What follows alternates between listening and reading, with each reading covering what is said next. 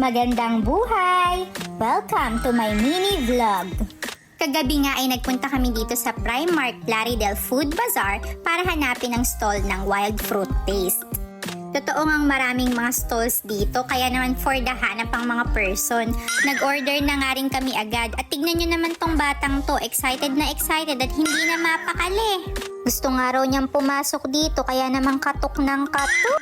Dumating na nga rin ang aming order at kagaya pa rin ng dati, napakasarap talaga. Yummy! Made from natural fruits, kaya naman recommended for the kids and all ages. Wow! At talagang napasayaw pang mga batang ito habang umiinom. Napansin ko na nga rin na unti-unting naiiba ang shape ng straw nito. Alam niyo na kung bakit.